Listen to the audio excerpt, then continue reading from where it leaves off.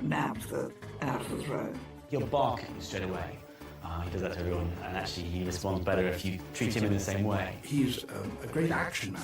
Quick-witted, funny, irascible. The Duke of Edinburgh is a gift to the media because he will be incredibly rude to them, and that becomes the story. Frankly, you probably ought to go and talk to the Duke of Edinburgh himself about that. Prince Philip is not a man who forgets grudges. Would we rather have a dumb, boring English duke, or somebody who occasionally did seem to step out of line and made a mistake? He has an inclination to support the underdog.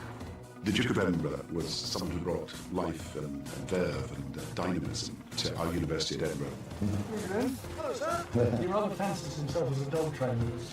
You know the thing about Prince Philip, nobody ever leaves him. I just know him as the Duke.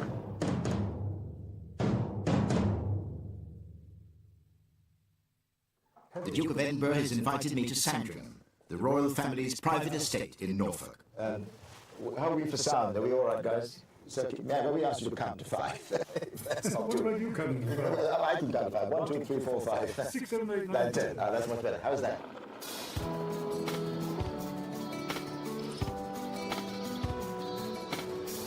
The estate is just over 20,400 acres.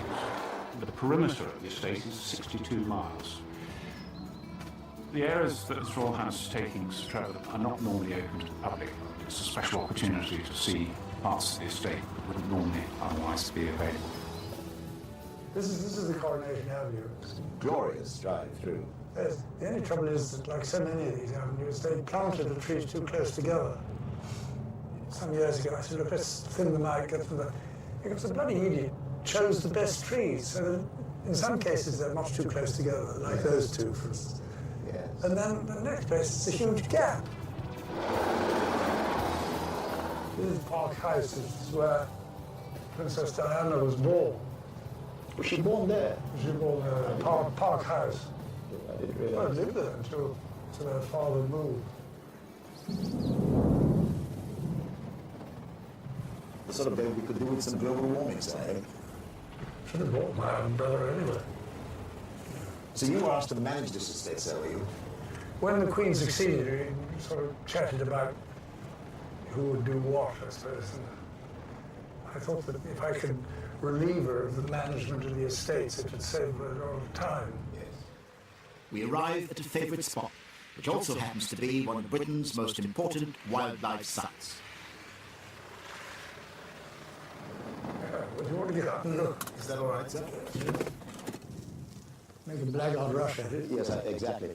I was just thinking, so it's not a very good idea this morning. After you've just had a chest infection. But you're feeling all right now, aren't you? Oh, yes. Yeah.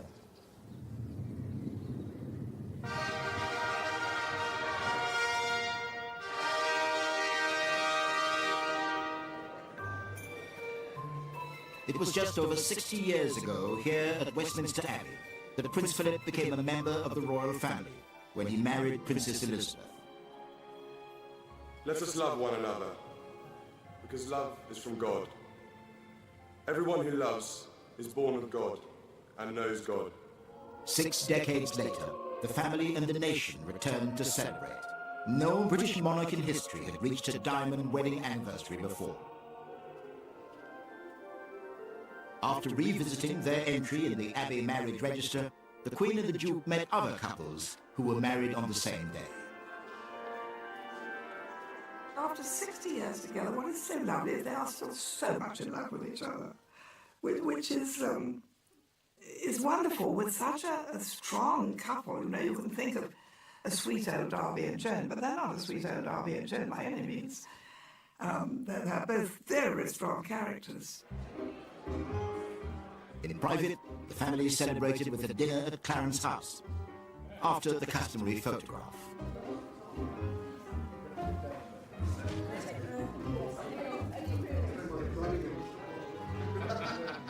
It is very interesting that you have this extraordinary contrast between the way in which Prince Philip behaves in public.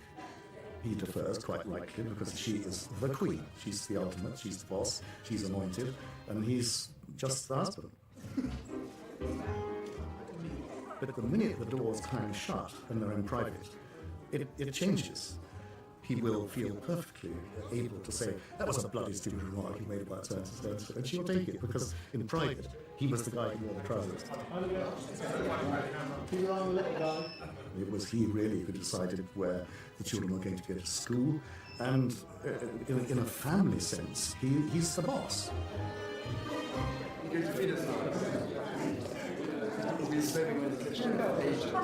After his wedding, the Duke discovered that there is no constitutional role for a Queen's husband, but he had his own ideas.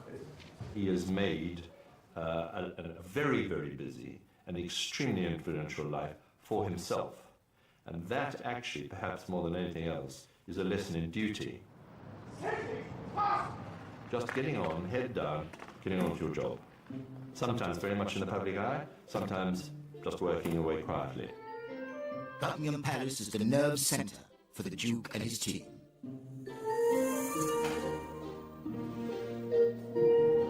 Every day there's new bids for Prince Philip's time.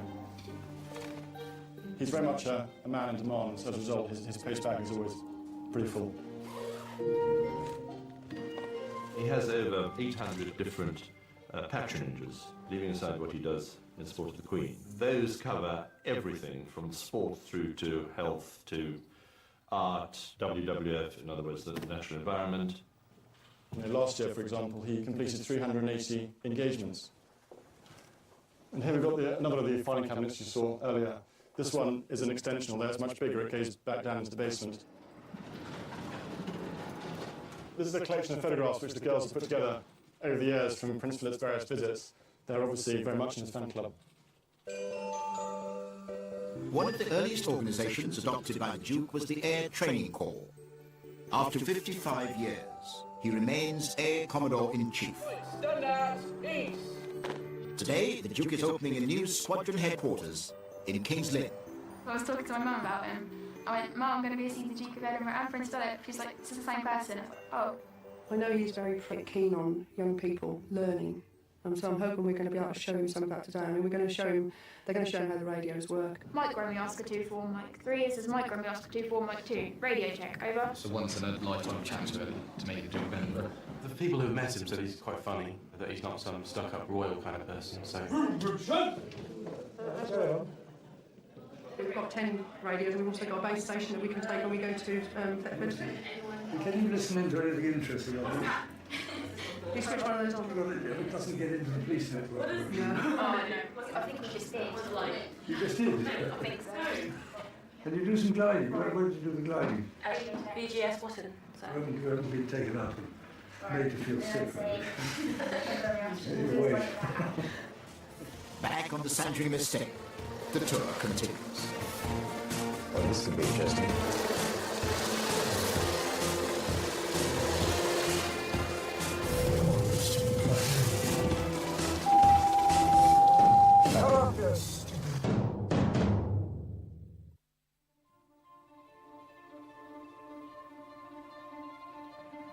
Before marriage took him down the path of royal duty, the Duke of Edinburgh had a promising career in the Royal Navy.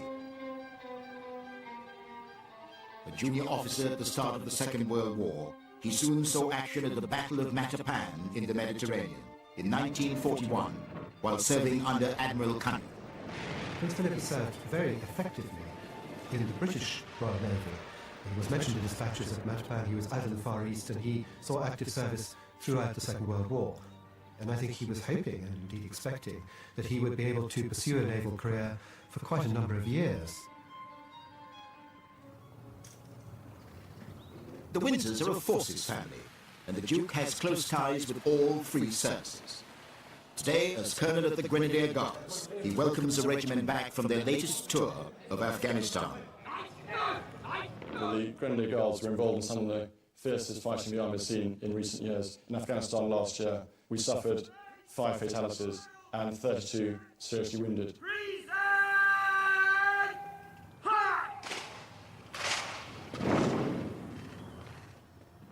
Very nice to see everybody back again.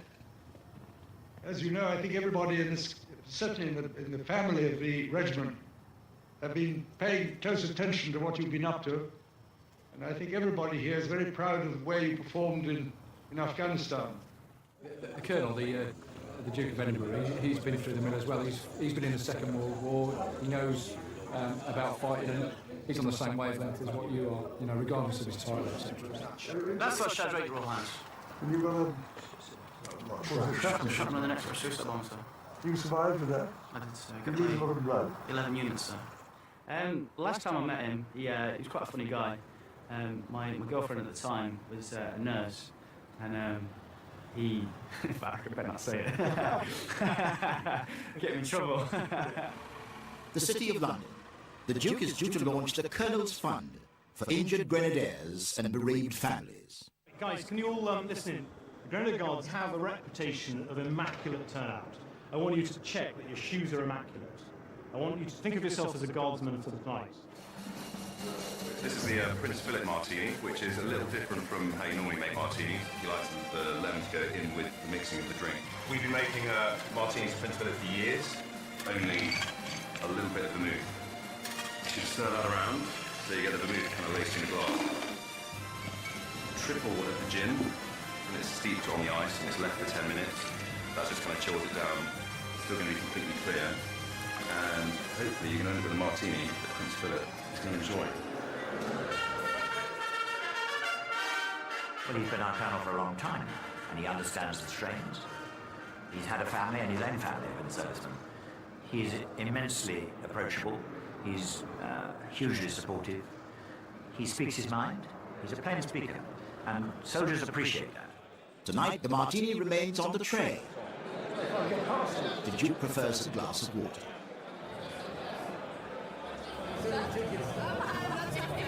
So we've got a selection of guys who are wounded now. We've got Sam McDonald, sir, and he got lots and lots of ball bearings. They put ball bearings into the explosives, and he had a lot that came through. A lot of his teeth, and his helmet saved his life. Yeah, exactly. It doesn't rattle on you. Not also. Yeah, I remember everything really. I remember getting flipped into the air. I remember seeing my leg facing me. I received shrapnel injuries to my right side, my right leg, left leg, both arms, both hands, side of my face. I lost the lower part of my right leg. Recovery was long, very long, but you know, I was in hospital with excuse me, sorry.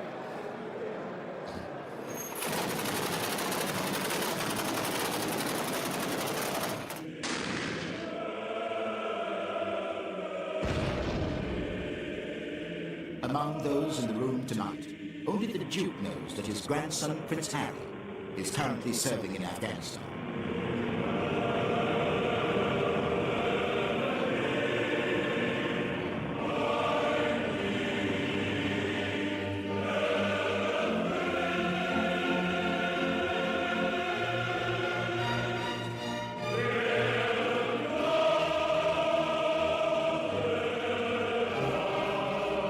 The Colonel. So.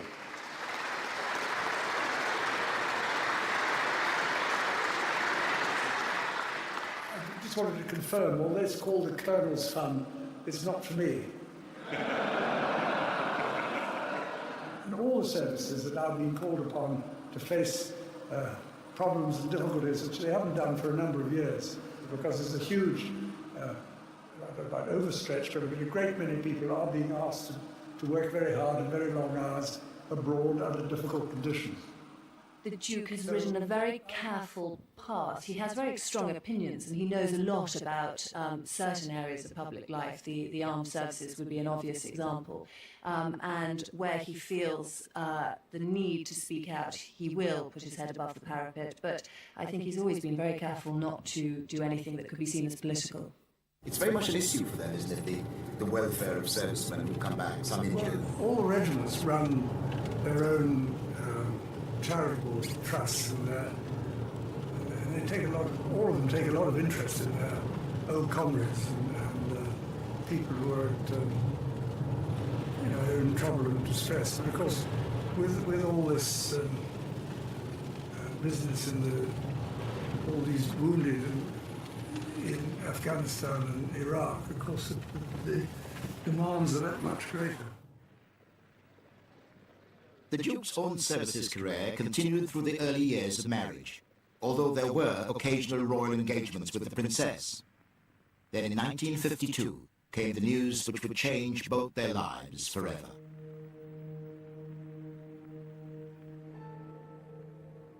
I mean, there is absolutely no question that the worst thing that happened in Prince Philip's life after he married Princess Elizabeth was the death of the king.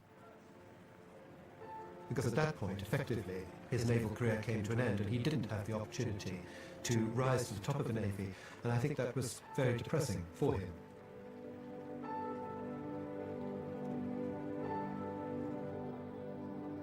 But he then, of course, immediately found himself in different circumstances and began to address how he could turn that to the best advantage. From having been the very active head of the family, he now will be cast into the supporting role. But for a very active man, real action man, that was very hard to begin with because he had to find out the kind of career he could make for himself. The minute the Queen became Queen and was no longer just a princess, the whole apparatus surrounded her, took her off, and as far as the officials were concerned, Prince Philip had no standing. He was regarded with intense suspicion by the British establishment. Indeed, it would have been a preferred option for many people for the Queen to have married an actually rather dim British duke. At one point when somebody rather disdainfully, after he married the Queen, said, "We think you'll rather like Windsor Castle when you get to know it." And he said, "Thank you very much, my mother was born here," as indeed she had been as a great-granddaughter of Queen Victoria. He had to make a road of his own. There was nobody to follow. He made the way that he is now, he made himself by a force of circumstance. Whether he actually ever imagined that it would involve 800-odd patronages and organizations, all wanting a little bit of him, I doubt. First of all, I want to say how very, very glad I am to be here tonight. Secondly, I'd like to say how very pleased I am that I've been persuaded to become patron of the London Federation of Royal Club. More than 60 years he's been our patron, and he understands very well what we do. He knows that if you back young people and give them a challenge, they rise to it. It's volleyball with a twist. Throughout the Duke's years as patron, the aim has remained the same, supporting youth groups like this one, AbFab.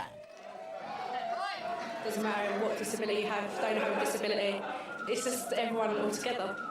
That's what AbFab is about, to integrate everybody. That's it, that one.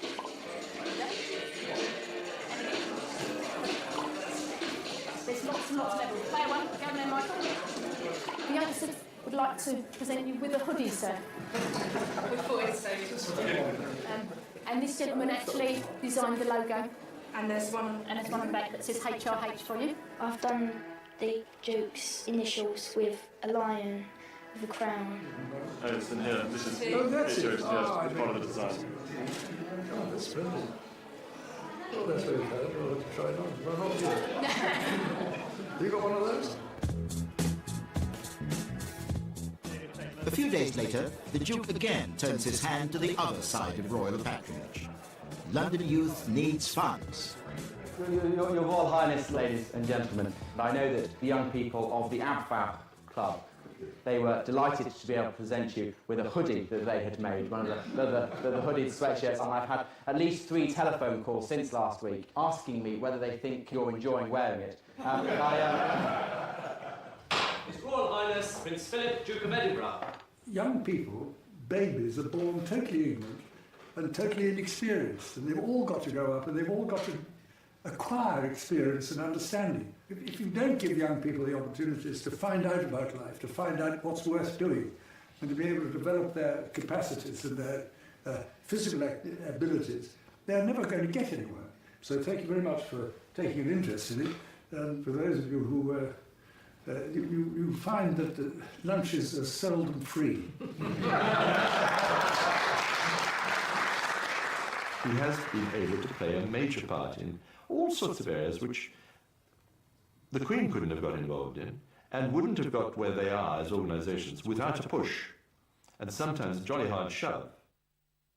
But it was as long-serving leader of another organisation that the Duke was at his most outspoken. What do you think are the most serious issues faced by conservationists and World Wildlife Fund over the next 20 years or so? 95% of the whole of the Atlantic rainforest in Brazil has disappeared in the last 100 years. There is simply nowhere for these animals to live. At the basis of it all is this colossal increase in the human population. It's one of the living species of the planet, but it's reaching plague proportions.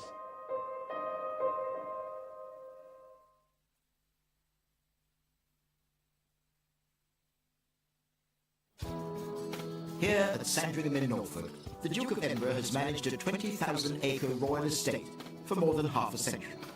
It's allowed him to pursue one of his great passions, conservation. No, there's a couple of French partridges. These are the sort of things we breed. They're incredibly stupid birds. They will run it, but in front of the car. Yeah. Go on, you silly animal. You got all sides of it. You must have. I think probably, hopefully we left him or her behind. That was her. Yeah. But you've always been interested in conservation long before it became terribly, terribly fashionable. When I was a president of WWF International, and that was supposed to be for 3 years. At the end of 2.5 years, they then rewrote the statutes. And they said we would start again. I ended up by doing 15 years. In 1961, the Duke became president of World Wildlife Fund UK. Many years before environmental issues became part of the political agenda, the Duke took a stand. It's totally useless for a lot of well-meaning people to wring their hands in conference and to point out the dangers of pollution or destruction of the countryside if no one is willing or capable of taking any action. The impassioned speeches will be so much effluent under the bridge unless it is followed by drastic political action. Well, sir, time is fast running out. The Duke knew very well that animals are dependent upon their environment, and indeed the whole conservation movement was aware that whereas it was easy to start by saying, there's a giant panda, it's a rare animal, unless we do something it's going to disappear, that is a very oversimplified view of things. In the emerging era of television and global marketing, the WWF recruited the panda as its logo. The world went panda crazy, but the Duke kept his eye on bigger issues. Well, the panda now being so very well known worldwide, how do you see the policy of the World Wildlife Fund developing? What we're trying to do, at least in future, is to try and persuade people to, as much as possible, to coexist with the natural wildlife in their areas. The Duke sought allies of every sort to spread the environmental message. He even lobbied for the Pope. But you also had this idea that you brought conservationists and leaders of religions together. Was that much later? And the idea behind that was? It seemed to me that most religions attributed the world to some special creation. And I said, well, look, if you believe that God created the world, you want to take an interest in its well-being. I was interested in reading that because at some points, some religious teaching would sort of conflict with what some of the needs of conservation are. I'm thinking about, the arguments which lead to population explosion and all that. Well, no, the consequences of population explosion is what matters. How did they get around that? Well, they didn't. You can generalize about that. It's quite honestly didn't confront them about that because it's not a direct issue as far as conservation is concerned. Well, I think it's a direct issue for the future of the globe, I think. Because, well, look what's happening now. The food prices are going up. Everybody thinks it's to do with not enough food. It's really, the demand is too great. Yes, too many people. Too many people, yeah. Yes. Basically, it's a little embarrassing for everybody. Nobody quite knows how to handle it because nobody wants their family life to be interfered with by the government. It's certainly the case that the Duke of Edinburgh saw the conservation problems ahead of many people. People now realise that conservation is not just about them out there, it's about us. It's about our survival as well as the natural world, the rest of the natural world.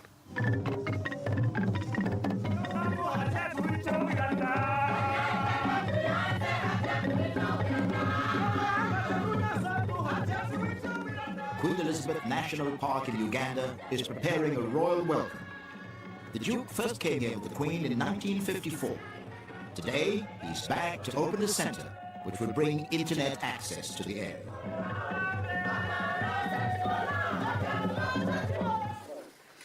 Having a person of his caliber visit here creates big publicity about the park, and will bring in more tourists here, will bring in more resources which will go back to the local people. This is Tom Okello, who's the Chief Warden of the Game Park. How many are you?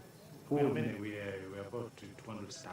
During the lunch that we had with the Duke, he talked about the need to try and encourage sport hunting, to be able to stop, poaching for the wildlife for future conservation. I'm going to look up to know more about him.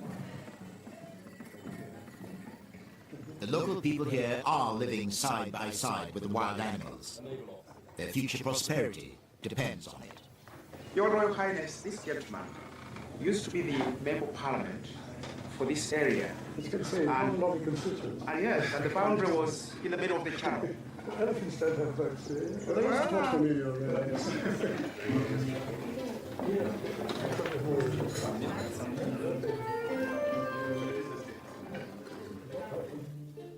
It's not often this community receives such a guest. No, that's right. This is for Queen Elizabeth. You've done away with it. Just thought of it this morning, The Duke has given conservation an important voice. He's written books, appeared on television programs, and delivered hundreds of speeches on the subject. Although he's frequently had to reconcile his concern for the natural world with his love of country sports. The birds aren't bred here for shooting, are they, sir? No. Well, that's not entirely true. We don't breed any pheasants here. In this area, we put down a few, the French part of it, but there's really, the pheasant population fluctuates, obviously. Yes. But you just adjust, and you aim to shoot the surplus, as it were, that's all. Conservation is not a romantic business, it's a very practical business, and trying to ensure that as many different species of wildlife can coexist. They're making harsh choices. Yes, it's making choices. I mean, for instance, you get practically no wild pheasants if you didn't control the foxes. You wouldn't get any partridges if you didn't control the rats. And then you get really awkward problems, like, for instance, people don't like to admit it, but cats catch an enormous number of small wild birds. But of course, people are very attached to their cats. I mean, I don't blame them, but I mean, it's a fact of life. The Duke's environmental principles are not confined to the countryside. He's not just an empty theorist. I mean, he does something about it. He had, as far as I know, one of the very first electric cars that purred along, making no noise, whatever, with the Duke of Edinburgh sitting at the back.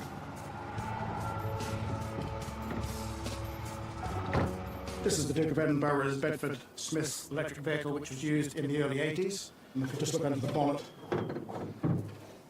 this is the charging point, which charges a big battery pack underneath the chassis. I think a maximum of 40 miles an hour.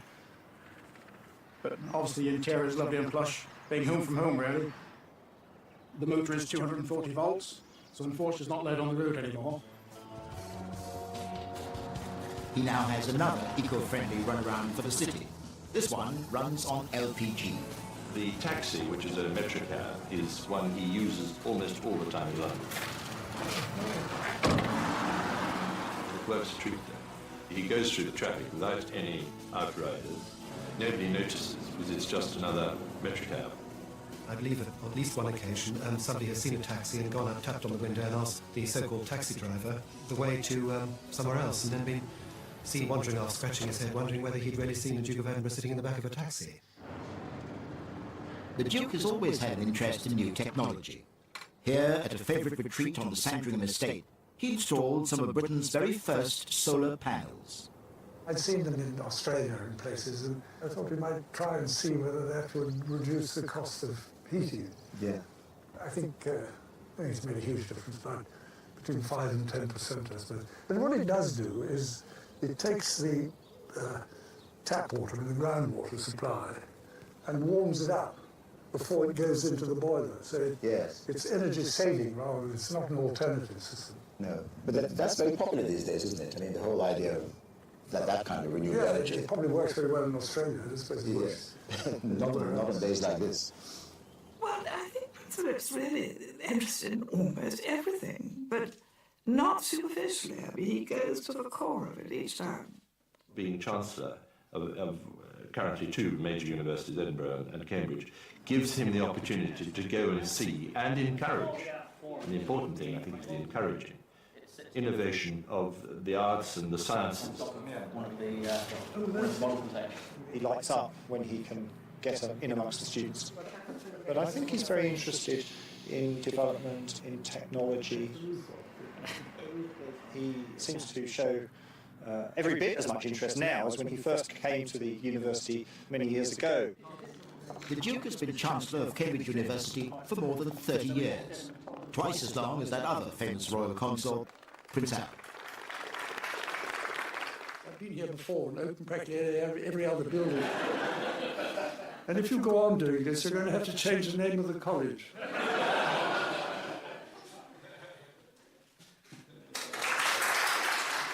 He's also Chancellor of Edinburgh University, where he's always appreciated the students' point of view. At that time, I was a student elected rector to chair the university court by the whole student body. And of course, none of the academics or the professional people who sat on the court wanted me to chair their university governing body, but I did. And the one person who gave me enormous encouragement and support was the Duke of Edinburgh himself. He saw the changes that were taking place around us, and while not criticising anybody in the university, he made it possible for me and for others to play a larger part in university life. He used to say, I think, that the first 500 years of any institution's history is always the most difficult. And whenever there was trouble, he would repeat that phrase, recognising that universities were ancient institutions, but they were institutions that had to have the free thinking, the dynamism of creative minds working together, the challenge to traditional thinking. And he recognised that that was what a university was about. He was the first member of the royal family to give an interview on television. He used it to warn about the state of Britain's technical skills. Our rate of increase in productivity in this country is lower than most countries in Europe. That may have something to do with the fact that we haven't got enough people who are technically trained in industry. What you're really out to do is to change the way of thinking. And we know perfectly well that people in this country have got a remarkable talent for things if they learn how to do them. Technical training remains an important issue for the Duke. Today he's visiting Sheffield Hallam University. Can we just welcome you to our authentic operating theatre? And our patient is a live patient that we're going to do a local anaesthetic on. You volunteered for this? Yes, I was volunteered. This poor chap's got a brain tumour just down here in this part of his brain. You can see it's starting to squash this part of the brain here. And if you come over and see Jeremy over here... How do you record the position of the thing? Because it's in 2 dimensions. I mean, you really need to be in 3 dimensions. This is exactly why we use this model system here. We've got the prostate in here, and we've got the rectum at the back there. And that's the real problem, is how to get enough dose into the prostate to kill it. But we've changed places. Yes, we've come down the body ever so slightly. Right. I did expect him to be a little bit taller. I know that sounds really silly. He has a nice sort of feel to him. He smiles a lot, which I think is quite nice, and he seems to be very relaxed. I don't feel well. Okay. Frankly, you don't look well. Always a forward thinker, the Duke has had mixed results trying out new ideas in other areas, among them the modern media.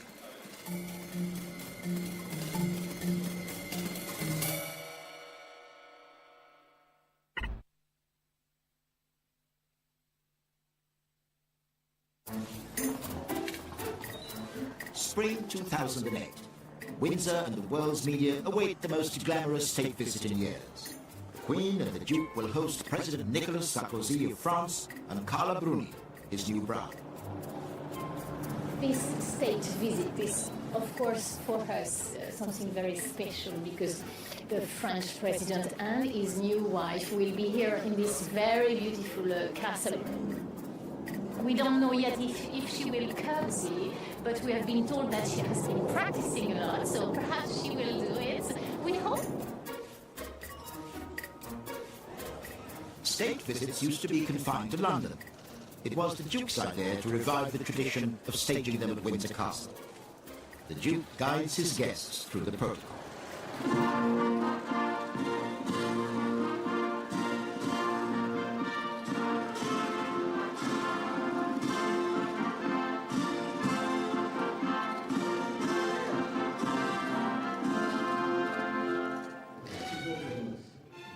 Inside, the media have their photo opportunity. But it's a private occasion as the two couples exchange gifts. What's like stamps? Yeah, I like stamps. So we've some On top of that, it's really sugar. Très intéressant. Avec la femme, le lion, le fait. Ah, la Ligue, ça c'est. C'est le Shakespeare. The Duke has been given a bronze hunting dog.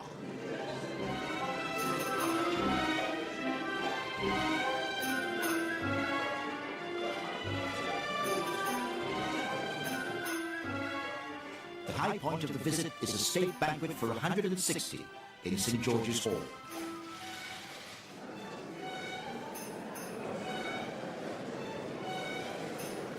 I wish you and Madame Sarkozy a happy visit to this country. And I now ask everyone to raise their glasses and drink a toast to His Excellency the President of the French Republic, Madame Sarkozy, and the people of France. Thank you very much.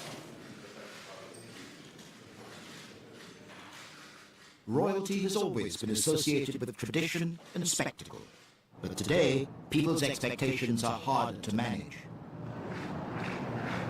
The royal family has got an extraordinarily difficult line to tread. The principle of kinship depends on a certain degree of mystery. If it becomes too mysterious and too oppressive, as it were, then the loyalty to the crown will disappear. And if you say, oh no, they're not special, they are perfectly all right, they eat cheese sandwiches and they sometimes do the washing up, to that extent you are saying, well, kings are, queens are, they're just like the rest of us. Well, if they are just like the rest of us, then eventually they would lose the kind of place which they have in our affections, in our imaginations, and in the attention we pay to them. At the start of the Queen's reign, royal relations with the press were left to Commander Richard Colville. Commander Colville's idea of dealing with the press was to sort of mince across the gravel and pin a note to the railings at Buckingham Palace saying that the Queen has been safely delivered to a princess, or whatever. That's it. And he regarded his job as keeping the press at bay.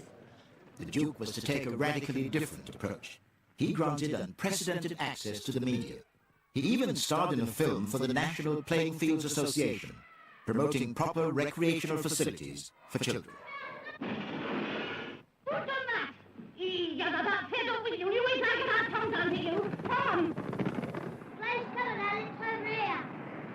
What do you boys want? We want to see the boss. What's the trouble? What do you want to see me about? Well, come on. As donations trebled, the royal patron raised his charity's profile even further through the new medium of television. To have you with us in the... I'm sure I don't need to tell grandstand viewers about the value of playing fields, but I think you ought to know that we still haven't got anything like enough. I've arranged to open 10 schemes this afternoon in different parts of the country, which have recently been completed. After his 1956 world tour, he became the first member of the royal family to present his own television program. Seychelles Islands, and I've got one here. It's a dried one. This is the nut, so to speak, rather like a dried coconut. Otherwise, it would look like a coconut. Very peculiar shape, as you can see. This new attitude to the media culminated in a pivotal moment in modern royal history. The Duke decided to admit cameras to film his young family at home. The whole question of the royal family film, which was shown in 1969, was an exercise in letting the cameras in and to show the royal family what they were doing much more, to some extent, a look behind the scenes. What's this for? What's this for? Well, it's for helping things, turning things over. Prince Philip, in some ways, his instincts would have been against all that. But he could see that actually you had to do it, and you had to let light in on the institution, and television was a fact of life, and the royal family had to take account of it. And so, okay, if it meant that you had to be seen to be doing certain things on television, then so be it. Life was changing. We hadn't really ever heard them speak before, except when they made speeches, which is, of course, rather different. May see this is strong enough to... Go on. And we certainly hadn't heard them speaking to each other, for example. A lot of people will now say that that was a disastrous mistake, and that once they'd done that, the floodgates opened and led to all the things that were happening in the 90s, with people having their telephones tapped and, you know, the sort of intrusive media. But I don't really think they had any alternative. The nation was gripped. 30 million tuned in, a record for a documentary. The programme set the scene for 2 decades of cordial royal relations with the media. But the Duke had already experienced how intrusive the press could be. This business of overhearing conversations. I mean, if you're having a conversation and somebody pokes one of these at you with a tape recorder behind, or one of those long listening devices which they can overhear a conversation 20 yards away, you get a bit anxious. This is what you specifically object. Well, I don't know what this is about. It was a quote, I think, fair on television that you suggested to a chap with one of these things how he might dispose of it. Well, in private conversation. I'm delighted he took it down. I hope he did it. The fact is the royal family had to change. They had to allow the cameras in. They had to let some light into the magic. Otherwise, they'd have become a complete irrelevance. And I think the Prince was absolutely right to want to do that. You can criticise what's happened subsequently, but you kind of lose control of these things. In tomorrow's concluding portrait of the Duke. Best thing that could happen to most of these high-rise down there are disasters, most of them. Yeah. They're all right for elderly people. I was allowed to read the letters. They are very touching letters. He expressed the feeling that, you know, he himself had been a newcomer to the family once. When you said to the President of Nigeria, oh, you look like you're ready for bed, it's the sort of thing that when you look at somebody and you do think, oh, that looks like a pair of pyjamas, you think, well, better not say that. And of course, this is where the infamous incident of the hen carriers is supposed to have taken place. I think the whole thing is a complete invention. The Duke of Edinburgh is showing me around Sandringham, the royal family's private estate in Norfolk. It's an opportunity to discover a side of the Duke we don't usually see. Well, there's a muntjac deer just right there. Yes. There was a little ghastly little deer. Yes, they don't look terribly attractive. They're very good to eat, I have to say. Are they? Yes. Of course, this is where the infamous incident of the hen harriers is supposed to have taken place. In October 2007, Sandringham attracted press attention after claims that a protected hen harrier had been shot. Fingers were pointed at Prince Harry. This under-warden or whatever suddenly reported people shooting hen harriers. Well, it's absolute nonsense. There weren't any there anyway. Well, no one had seen one anyway. In fact, there were masses of bird watchers down here at the time, and not a single one reported seeing a marsh harrier. So I think the whole thing was a complete invention. The press are always looking for a royal headline. Over the years, abrasive comments attributed to the Duke have caused controversy. When you said to the President of Nigeria, oh, you look like you're ready for bed, because he had his tribal robes on. It's the sort of thing that when you look at somebody and you do think, oh, that looks like a pair of pyjamas, and you think, well, better not say that because it's inappropriate to say it. There's something refreshing about someone that does put that out there. Many times the Duke of Edinburgh is a gift to the media because he will be incredibly rude to them and that becomes the story, or he'll say something inappropriate and that becomes the story. They're expected to represent us in the best possible way to the widest possible number of people. And when they get that wrong with inappropriate remarks about slanty eyes or deli belly or whatever it is that he's had, then of course we're going to pick on that, because he's not meant to do that. I think that on many circumstances he just wishes to try and, as it were, puncture the balloon, to deflate the thing, and will occasionally pass a jocular remark. And there are all these po-faced journalists who write it down as though this is some great statement, that this is a pronouncement of some important kind. I suppose he got used to it. None of us really want to see comments made about us if they are misinformed. And undoubtedly, in the vast spectrum of the media, of course there's going to be things that are, the facts are wrong. For more than 30 years, royal photographer Arthur Edwards has followed the Duke all over the world. How would you characterise the relationship between the Duke of Edinburgh and the press? Well, sometimes it's brilliant.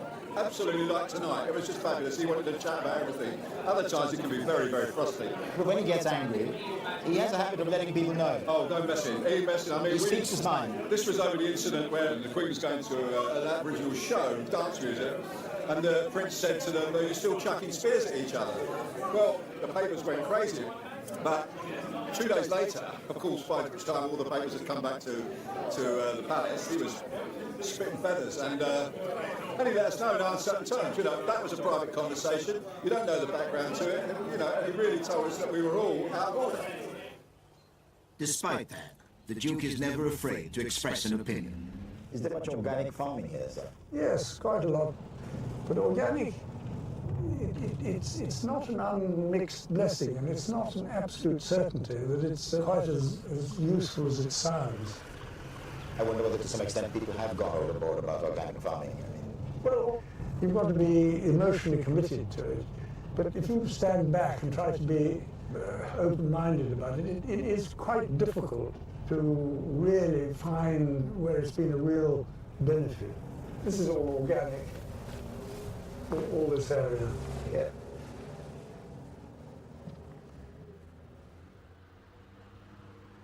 The Duke has been responsible for the estate for over 55 years.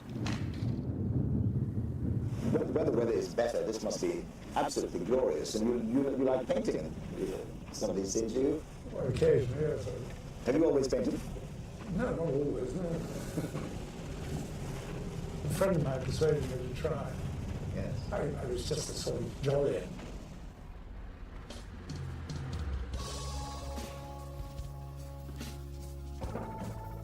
So this is the painting. Jonathan Yeo, one of Britain's leading portrait painters, has been commissioned by one of the Duke's charities to paint their patron. First letter I got, it says the dress for the sittings will be lounge suit. I haven't really thought about what he should wear, but lounge suit sounds fine.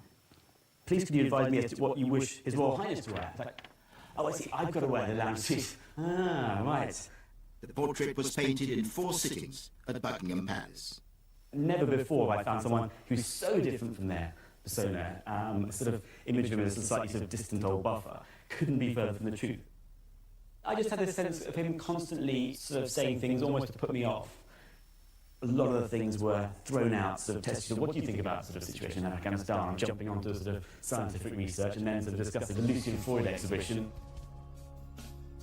One of the things he kept asking about was, why I was mixing certain paints and using certain brushes in certain ways, and guys sort of said, well, you're evidently painting yourself. And he said, oh, I'm glad you asked, I've just taken it up again recently.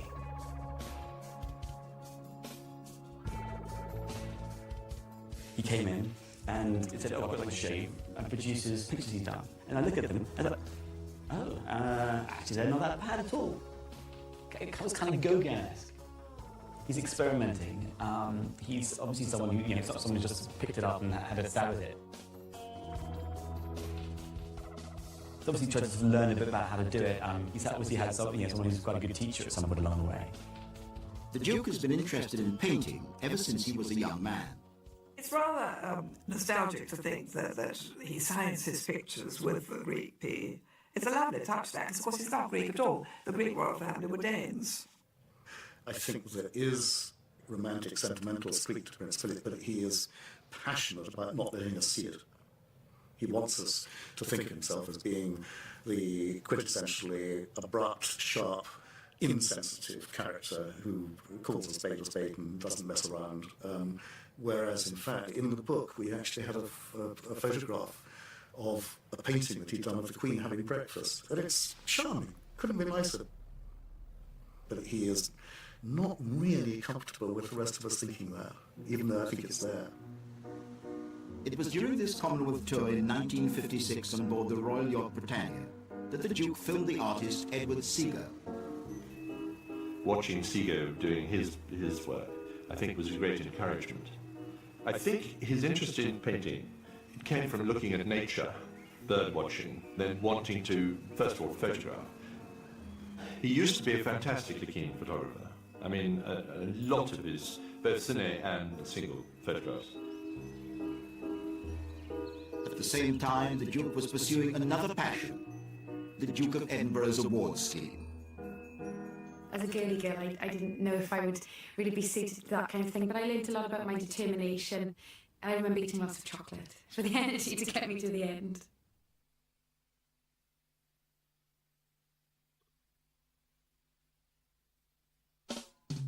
I'm Catherine Jenkins, I'm a classical singer, and I achieved the bronze and the silver Duke of Edinburgh awards. My name is Charles Clark, Member of Parliament for Norwich South, Gold Award holder.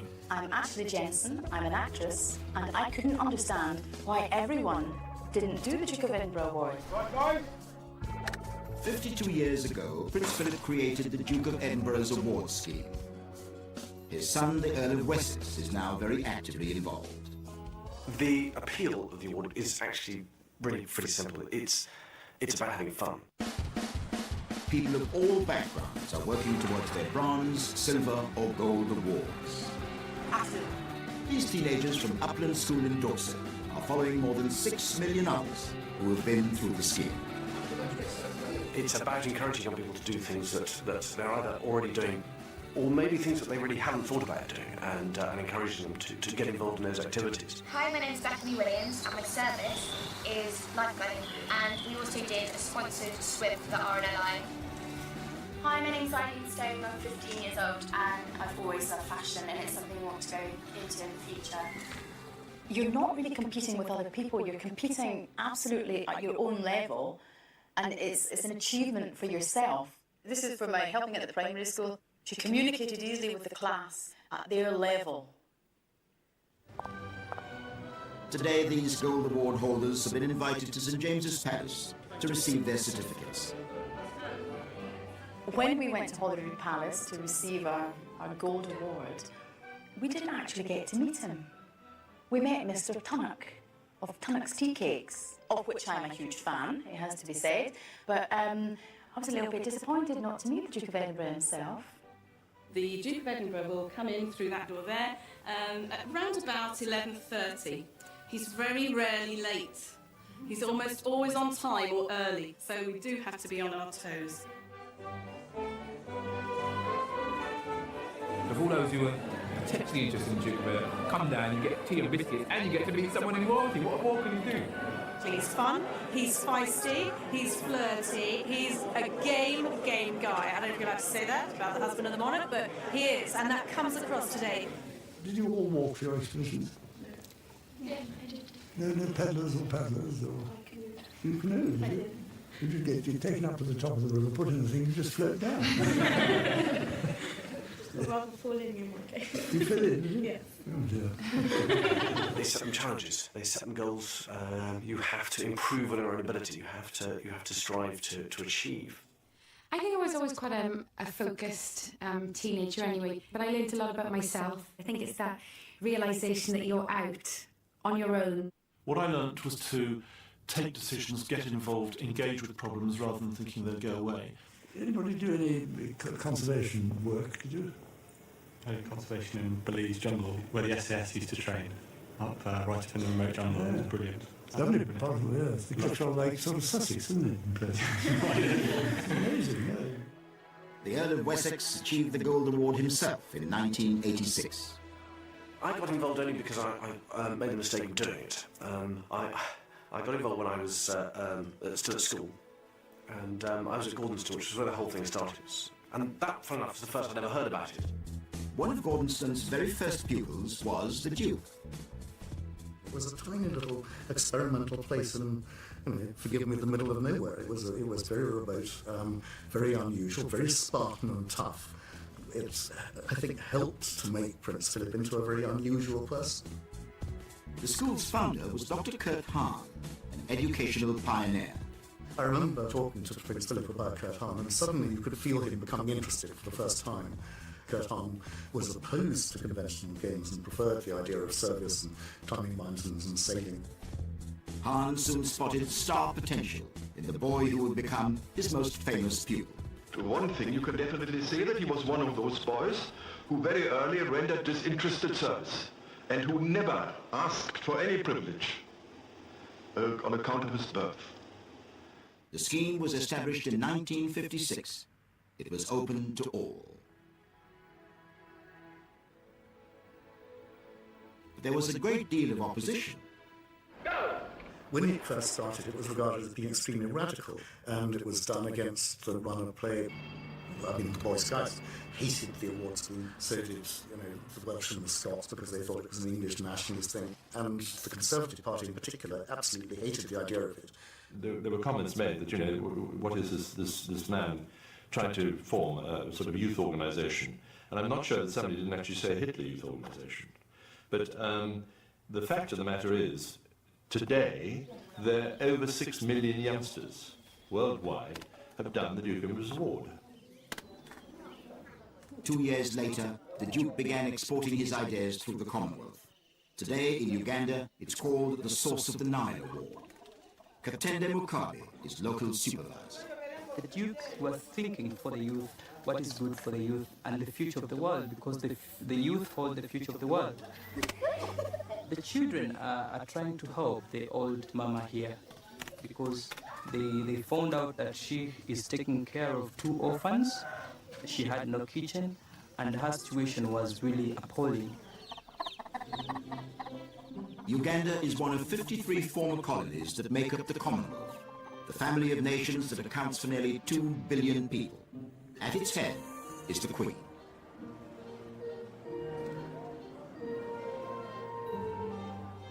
I think the Commonwealth is particularly important to the Queen, and therefore by extension to Prince Philip, because the Queen's father was the king of a quarter of the world.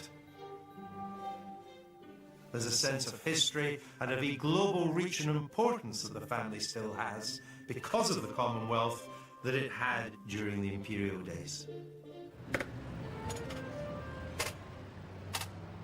At St James's Palace, the Queen and the Duke are holding a lunch for the speakers of Commonwealth Parliaments.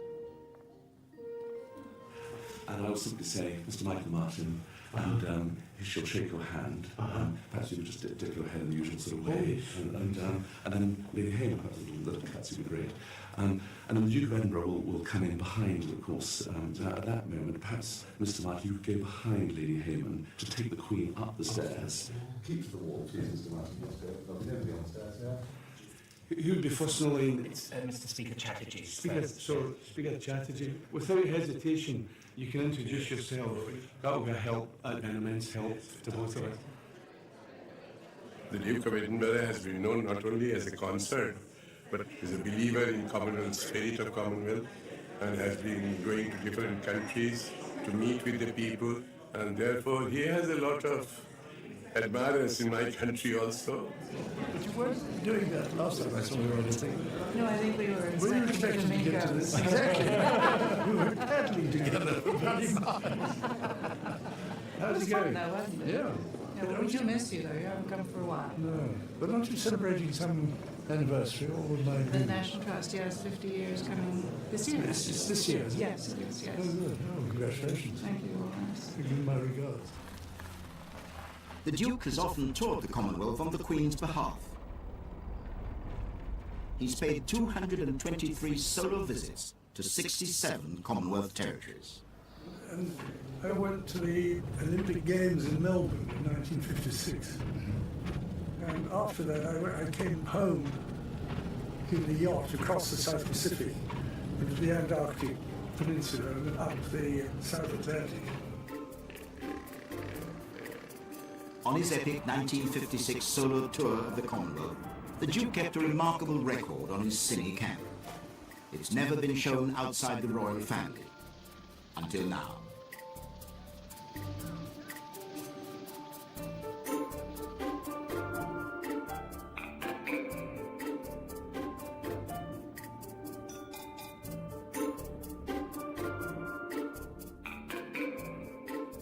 At home, though, some people suggested that the tour was too long.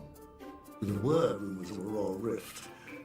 Yes, he was away for a long time. Yes, the children were very small, and his absence included Christmas.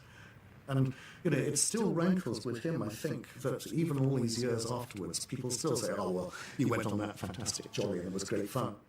I don't think that was what was going through his mind. He actually thought that, you know, we have a Commonwealth, well, let's go and, you know, show the flag, if you like. Every 2 years, there's a gathering of all the Commonwealth leaders. This year, it's in Uganda. The Queen, accompanied by the Duke, will open the proceedings in the capital, Kampala.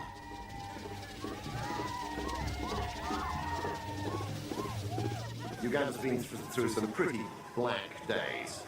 For very many Ugandans, having a state visit is enormously important. It signals that Uganda is back in its rightful place in the community of nations. It's 53 years since the Queen and the Duke last visited Uganda.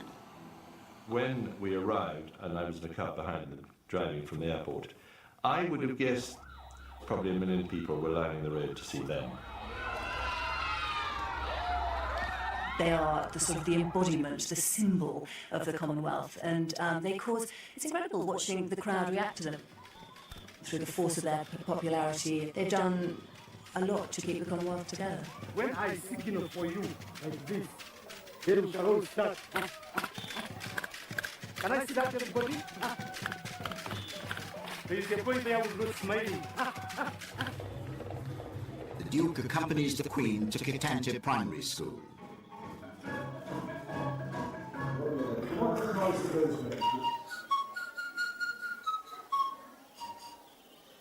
And the next one?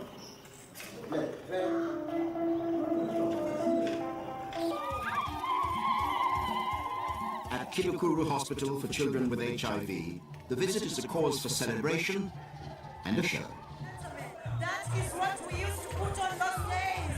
Wow, they look so nice, don't they? And now, the modern Chikanda wear by Brenda and Oliver.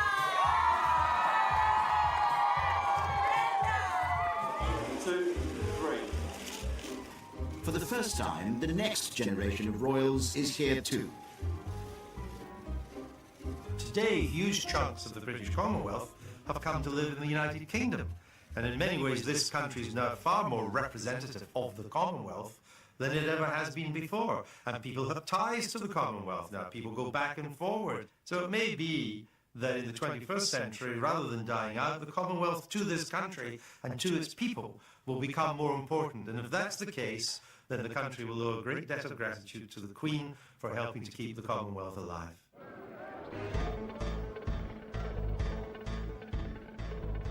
Away from official engagements, the Duke takes every opportunity to unwind.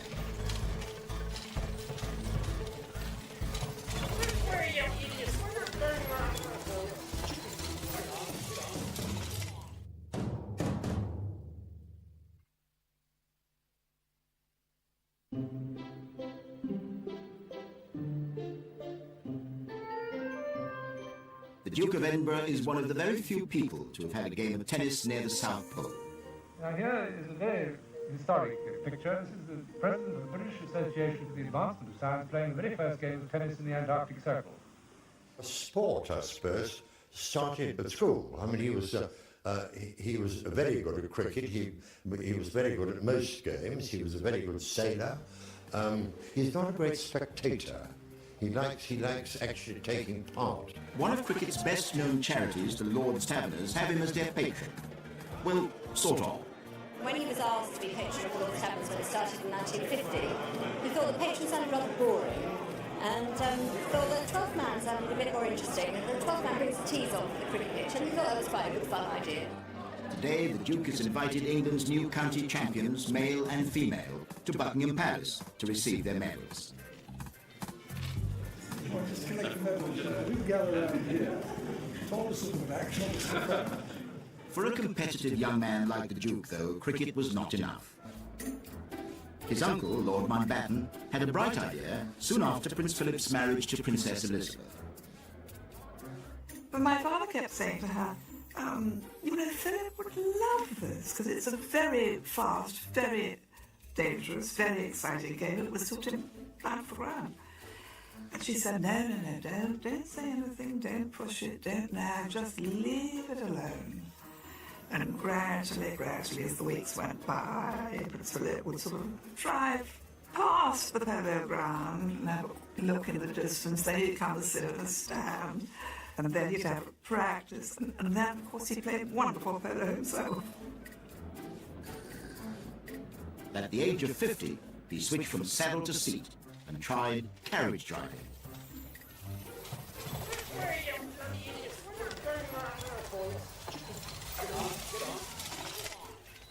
It can be very dangerous. Prince Philip's had some very bad years. I think one particularly year he turned over 3 times.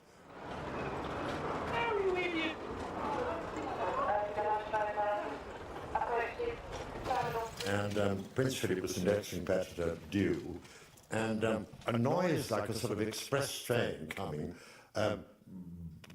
got louder and louder, and round the corner came Prince Philip's 4 ponies, pulling a carriage on its side. No sign of Prince Philip.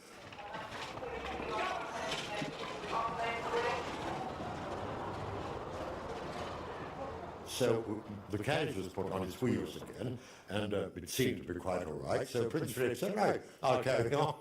And he did carry on, he came third.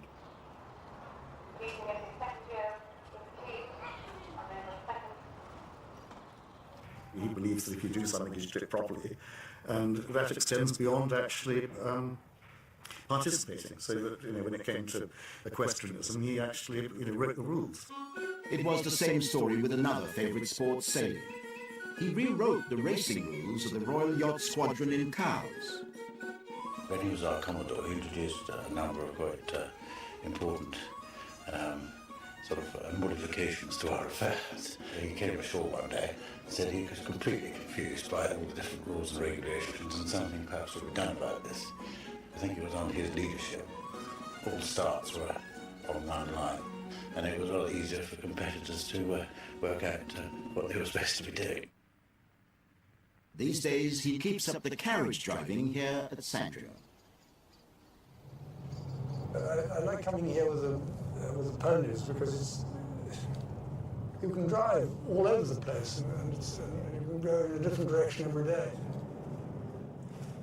You must take a great deal of satisfaction from what you've accomplished with this estate, having been asked by the Queen to. Well, it's keeping it going.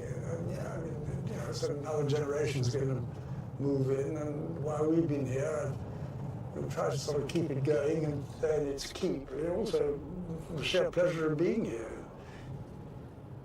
Today, the Duke has many places he can call home, but his early life was very different. His mother had what one might call a religious crisis, nervous breakdown. Prince Philip was taken out for a walk one day, and when he came back, his mother had gone. From 1930 onwards, when, let's face it, he would only have been 9 years old, he really was going from pillar to post, and I think that's where you find him, his character coming out, and him, as I say, making the best of it. His father died in Monaco in 1944.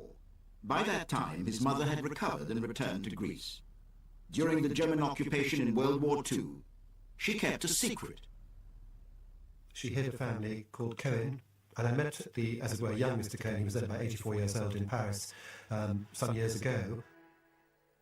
Many years later it came to light, and she was given a posthumous Yad Vashem Award, which is an award given to a Gentile who's helped Jews under difficult situation.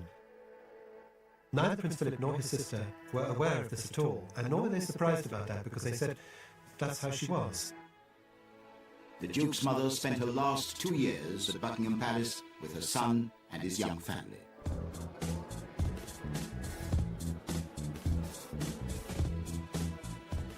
Prince Philip has always been very much the head of the family privately, which is what the Queen wants. Because she thinks it's the natural state of things, and it's right. Because, of course, don't forget, we're talking about a generation or 2 or 3 generations ago when we all thought like that. He's always had a very strong sense of duty and obligation. You know, it comes from a generation that, after all, fought through the war, and they perceived things differently from the generation that came after them. I think he feels that the younger generation don't have quite that sense of duty. He had a very close relationship with Princess Anne. Princess Anne is very much her father's daughter. I think she thinks in exactly the same way. She has the same sort of compartmentalised brain. She has the same sort of very sharp, instant response, in intelligent thinking things through, attitude to things. There is a gap of more than 10 years between Princess Anne and Prince Andrew. In due course, it is the youngest child, Prince Edward, who will inherit the title of Duke of Edinburgh. He's very close to Prince Edward. I think he and his wife Sophie, I think they all sort of very often have a nice time sitting watching the television together. Prince Philip is very good with the younger boys. Prince Charles is such a sensitive person that he seems to have found it difficult with his father in the early ages.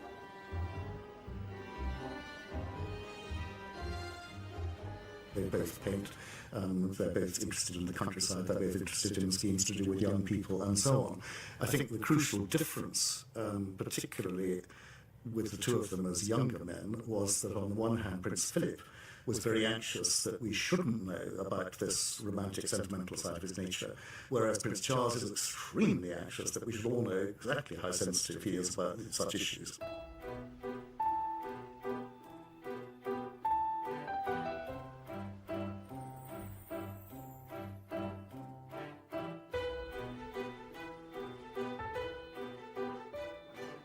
Behind the scenes, the Duke of Edinburgh has obviously been trying to guide Diana over the years, certainly trying to guide Sarah Ferguson, because he knew that their behaviour was crucial to the future of the monarchy.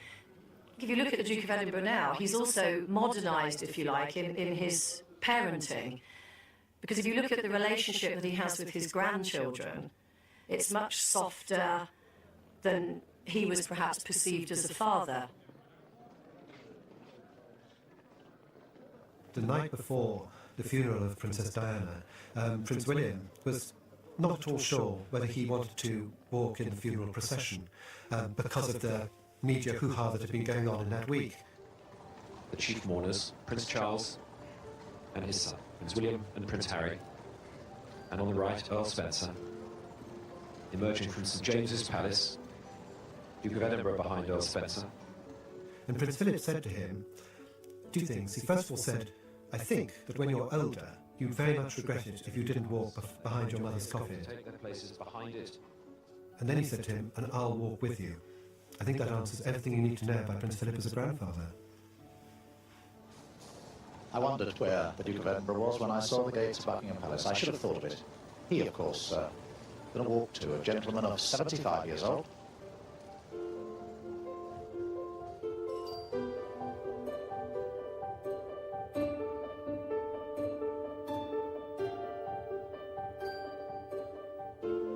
Sort of almost immediately after Diana's death and throughout the 10 years following up to the inquest, allegations have swirled around about a possible involvement of the royal family in some sort of murder conspiracy. Because of alleged bad relations between the Duke and Diana, the focus was very much on the Duke of Edinburgh. I think, like all relationships, probably between daughter-in-law and father-in-law, there were good times and there were bad times. There were times when they got on well together, there were other times when they did not get on together. Over the years, there were allegations that the Duke had written hostile letters to his daughter-in-law. The palace preferred not to comment. That was a private matter. And I think there is a very clear division in the royal family's private matters and their public face. And I think what particular support Prince Philip or the Queen have given to members of their family is as private as you and I would hope to have our dealings with members of our family. So yes, because they're not going to publicise it, then there is the opportunity to think that nothing is happening. Today the Duke sent his most senior advisor, Brigadier Sir Miles Hunt Davies, to the High Court in an attempt to set the record straight. The Brigadier brought with him the letters which have given rise to so many rumours. Extracts were published by the court. At the inquest, the coroner declared that there was not a shred of evidence against the Duke. There was a time when there had been a suggestion that he had called her a harlot, and as a result of this I was allowed to read the letters, and I can assure you he did no such thing. They are very touching letters. They were showing enormous concern. You know, he was really trying to do anything he could to keep the marriage together. He expressed the feeling that, you know, he himself had been a newcomer to the family once and said about what he'd been through, and so how he did understand that. And I, you know, contrary to what some of the people have said on her behalf, I think she was very appreciative of this help. Unfortunately, of course, in the end, the dialogue broke down, but that's another story.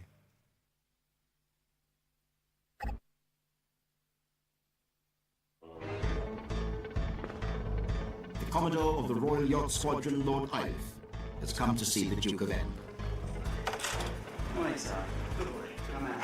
The day might start at Buckingham Palace with a number of audiences where Prince Philip may receive any one of the representatives from 773 organisations of which he's patron. We probably spent about half an hour talking things over and chatting about the affairs of the squadron. If he has taken on a charity or a patronage, that is something that has his support as and when it's needed. And he keeps constantly in touch with the ones that wish to still use his patronage. The Duke is a former president of the National Federation of Housing Associations. Near Windsor, the residents of this once neglected estate have turned its fortunes around. The flats really were dilapidated. You couldn't get anybody to come to... Even the pizza men wouldn't deliver here.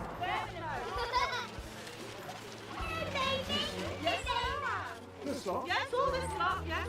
Any signs of intelligence? Oh, a lot of intelligence. Yes, absolutely.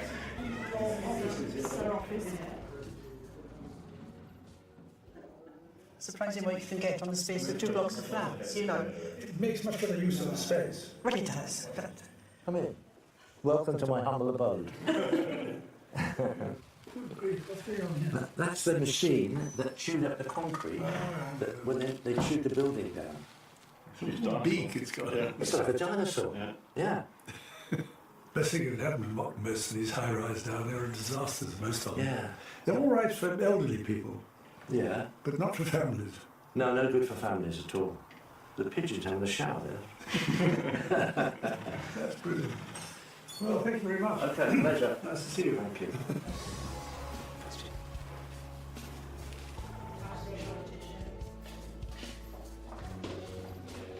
He is never a figurehead. He's always the driving force with so many of them.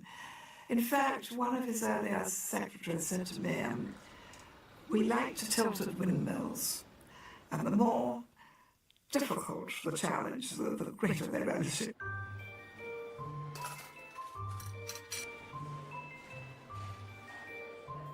The Duke has arranged an evening in support of the Cutty Sark Trust, a charity he helped to create. He's taken over the Palace Cinema for the night. The room we're in today is the cinema, and it's been used as such since the Queen moved here in 1952. It's used occasionally for the showing of staff films, but the majority of the time it's used for staff briefings and for more formal presentations such as today. The Duke of Edinburgh is concerned about many aspects of life, particularly those that are good but are in danger. And the past is always in danger, so the Cutty Sark was an obvious cause that he would back. In 1954, the Duke and the Trust secured a permanent home for the old tea clipper in London. The Cutty Sark was actually floated in from the Thames into its current berth at Greenwich. his heart is absolutely there right from those days. Right through his whole life, he's been passionate about the sea, and not just the boats, but what they stand for and the lives on them. Tonight's a chance to remember the ship as she was. But now she's in trouble again. During important renovation work, the ship was recently devastated by fire. The Duke came to visit the ship for a considerable amount of time the day after. Now, we all know how busy his schedule is. When I went down to see her, I was struck by the fact that she had actually got through it extraordinarily well. And I've had a certain amount of experience of fires. And trying to restore things afterwards.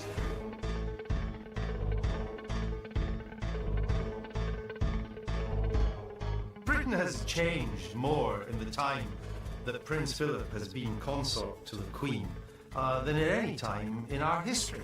We live in a more mobile age, a less deferential age, an age when even institutions like the monarchy have to earn their place in society. But actually, when you look at the different world he came from, it's been remarkable he's been able to keep pace with things the way he has.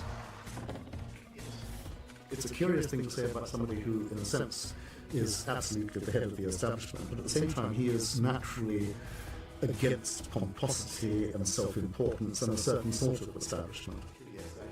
It sounds absurd to say that he's egalitarian, but in a way I sometimes think that he's one of nature's Australians, because there is a sort of robust, earthy egalitarianism about him.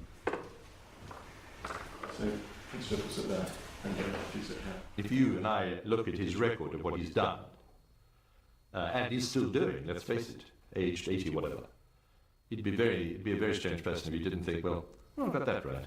I probably got that right. And he being the person he is, he'll also probably think, I didn't get that right. But, you know, I think, he's a human being.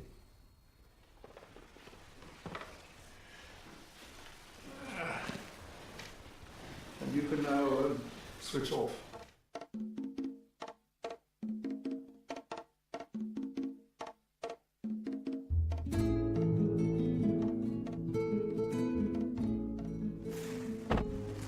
You want to go and look at your pupils, do you? There's nothing to see here. No, I know, but have you always had an interest in truffles? Do you cook? Do you cook? Seriously.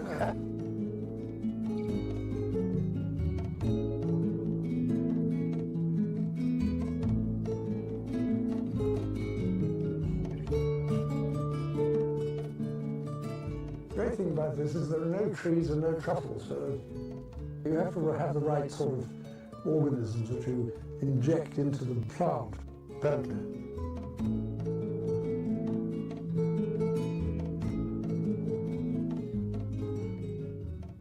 When do you expect them to come on stream, as it were? Marcus? Well, I'm hoping within the next couple of years. We're going to have to train dogs from the kennels. And apparently what you should do is, when you're having a litter, you should rub truffle oil on the teat of the bitch. Well, that's the plan. We should all be dining at your place, Marcus. Out of the road. You'll bark at him straight away. He does that to everyone, and actually he responds better if you treat him in the same way. He's a great action man. Quick-witted, funny, irascible. The Duke of Edinburgh is a gift to the media because he will be incredibly rude to them, and that becomes the story. Frankly, you probably ought to go and talk to Duke Edinburgh himself about that. Prince Philip is not a man who forgets grudges. Would we rather have a dumb, boring English duke, or somebody who occasionally did seem to step out of line and made a mistake? He has an inclination to support the underdog. The Duke of Edinburgh was someone who brought life and verve and dynamism to our University at Edinburgh. Hello, sir. He rather fancies himself as a dog trainer. You know, the thing about Prince Philip, nobody ever leaves him. I just know him as the Duke.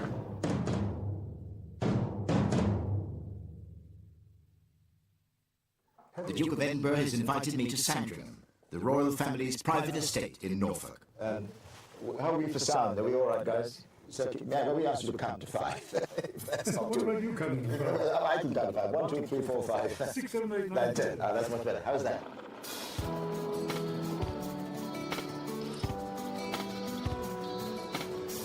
You estate is just over 20,400 acres.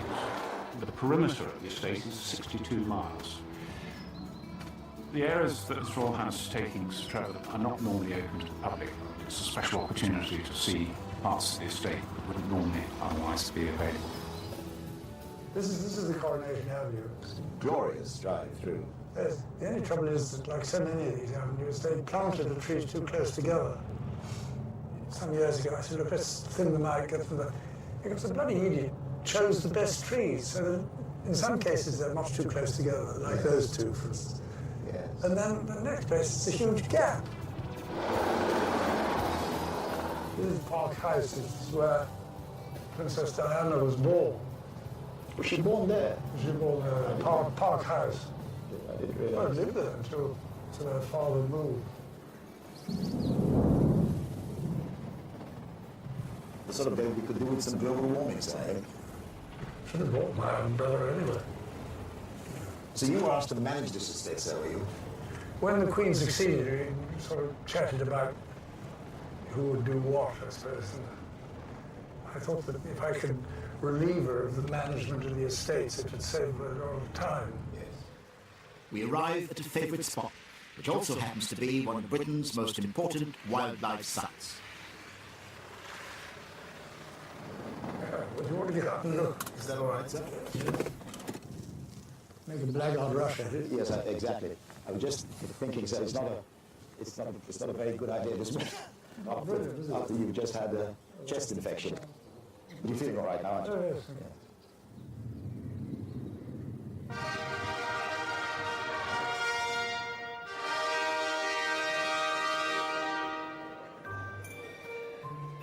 It was just over 60 years ago, here at Westminster Abbey, that Prince Philip became a member of the royal family when he married Princess Elizabeth. Let us love one another, because love is from God. Everyone who loves is born of God and knows God. 6 decades later, the family and the nation returned to celebrate. No British monarch in history had reached a diamond wedding anniversary before. After revisiting their entry in the Abbey marriage register, the Queen and the Duke met other couples who were married on the same day.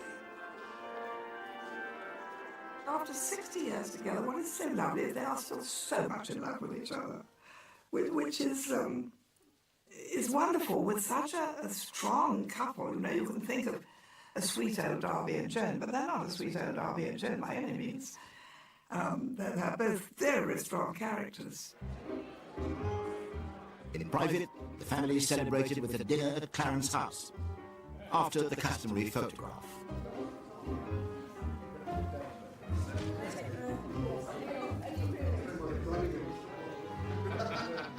It is very interesting that you have this extraordinary contrast between the way in which Prince Philip behaves in public.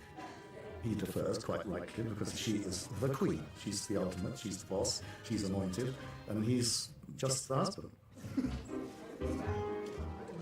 But the minute the doors clang shut and they're in private, it changes. He will feel perfectly able to say, that was a bloody stupid remark you made about so-and-so, and she'll take it, because in private, he was the guy who wore the trousers. It was he really who decided where the children were going to go to school, and in a family sense, he's the boss.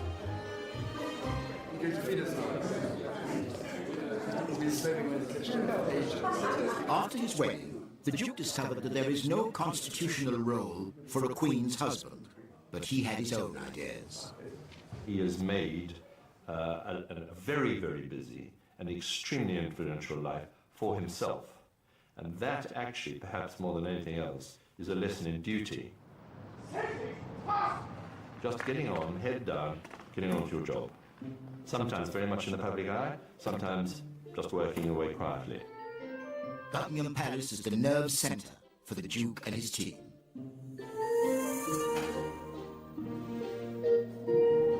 Every day there's new bits for Prince Philip's time. He's very much a man in demand, so as a result his post bag is always pretty full.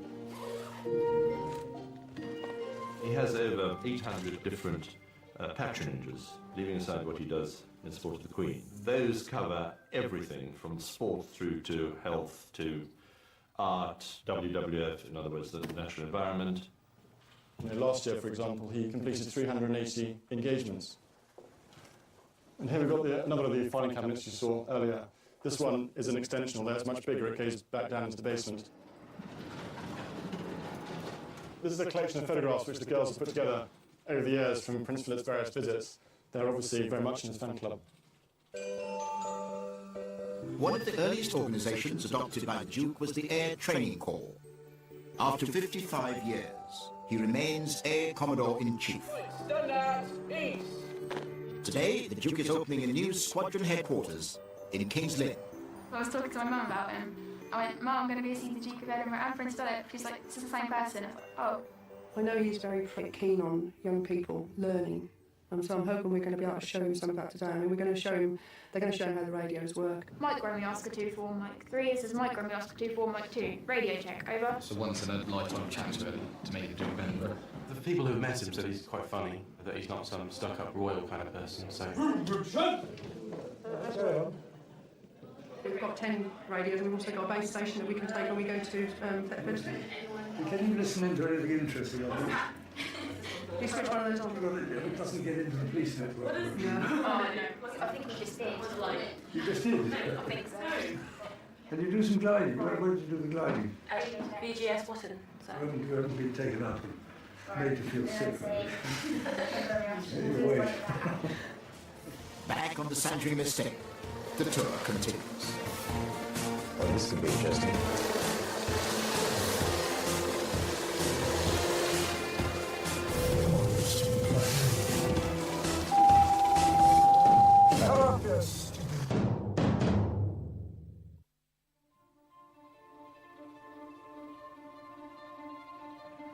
Before marriage took him down the path of royal duty, the Duke of Edinburgh had a promising career in the Royal Navy.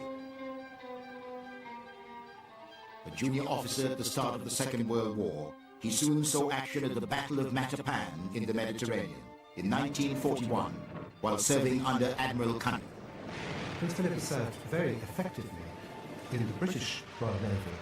He was mentioned in dispatches at Matapan. He was out in the Far East, and he saw active service throughout the Second World War. And I think he was hoping, and indeed expecting, that he would be able to pursue a naval career for quite a number of years. The Windsors are a forces family, and the Duke has close ties with all three services. Today, as Colonel of the Grenadier Guards, he welcomes a regiment back from their latest tour of Afghanistan. The Grenadier Guards were involved in some of the fiercest fighting the army has seen in recent years. In Afghanistan last year, we suffered 5 fatalities and 32 seriously wounded.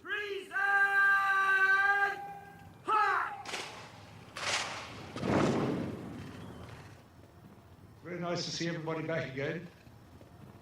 As you know, I think everybody in this, certainly in the family of the regiment, have been paying close attention to what you've been up to. And I think everybody here is very proud of the way you performed in Afghanistan. The Colonel, the Duke of Edinburgh, he's been through the mill as well. He's been in the Second World War. He knows about fighting, and he's on the same wavelength as what you are, you know, regardless of his title, etc. That's what Shadrach your hands. And you got a Shrapnel on the next suicide bomb, sir. You survived with that? I did, sir. You lose a lot of blood? 11 units, sir. Last time I met him, he was quite a funny guy. My girlfriend at the time was a nurse, and he... in fact, I better not say it. Get him in trouble. The City of London. The Duke is due to launch the Colonel's Fund for injured grenadiers and bereaved families. Guys, can you all listen in? The Grenadier Guards have a reputation of immaculate turnout. I want you to check that your shoes are immaculate. I want you to think of yourself as a guardsman for the night. This is the Prince Philip Martini, which is a little different from how you normally make martinis. He likes the lemon to go in with the mixing of the drink. We've been making martinis for Prince Philip for years, only a little bit of vermouth. You should stir that around so you get the vermouth kind of laced in the glass. Triple of the gin, and it's steeped on the ice and it's left for 10 minutes. That just kind of chills it down. It's still going to be completely clear. And hopefully you can end up with a martini for Prince Philip. he's going to enjoy. Well, he's been our colonel for a long time now, and he understands the strains. He's had a family and his own family have been servicemen. He's immensely approachable. He's hugely supportive. He speaks his mind. He's a plain speaker, and soldiers appreciate that. Tonight, the martini remains on the tray. The Duke prefers a glass of water.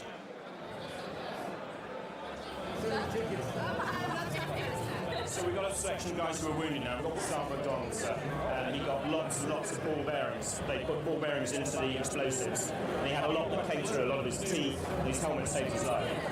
Yeah, exactly. That's awesome. Yeah, I remember everything, really. I remember getting flipped into the air. I remember seeing my leg facing me. I received shrapnel injuries to my right side, my right leg, left leg, both arms, both hands, side of my face. I lost the lower part of my right leg. Recovery was long, very long, but I was in hospital with excuse me, sorry.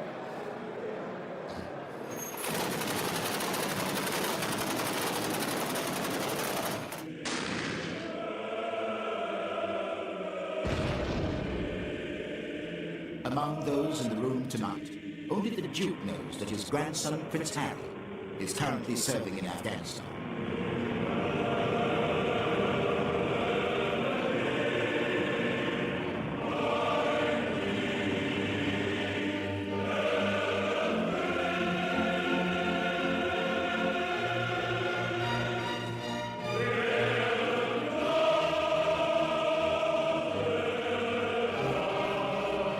The Colonel.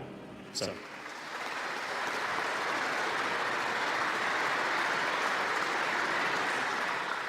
I just wanted to confirm, although it's called the Colonel's Fund, it's not for me. And all the services are now being called upon to face problems and difficulties which they haven't done for a number of years, because there's a huge, not overstretched, but a great many people are being asked to work very hard and very long hours abroad under difficult conditions. The Duke has ridden a very careful path. He has very strong opinions, and he knows a lot about certain areas of public life. The armed services would be an obvious example. And where he feels the need to speak out, he will put his head above the parapet. But I think he's always been very careful not to do anything that could be seen as political. It's very much an issue for them, isn't it? The welfare of servicemen who come back, some injured. All regiments run their own charitable trusts, and they take all of them take a lot of interest in their old comrades and people who are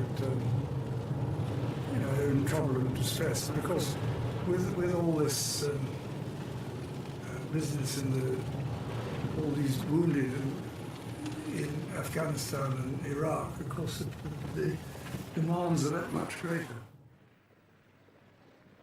The Duke's own services career continued through the early years of marriage, although there were occasional royal engagements with the princess.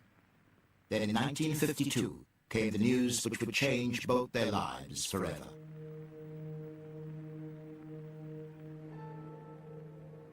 I mean, there is absolutely no question that the worst thing that happened in Prince Philip's life after he married Princess Elizabeth was the death of the king.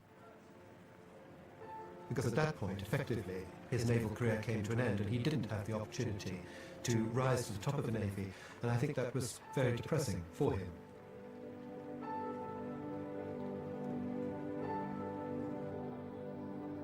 But he then, of course, immediately found himself in different circumstances and began to address how he could turn that to the best advantage. From having been the very active head of the family, he now will be cast in a supporting role.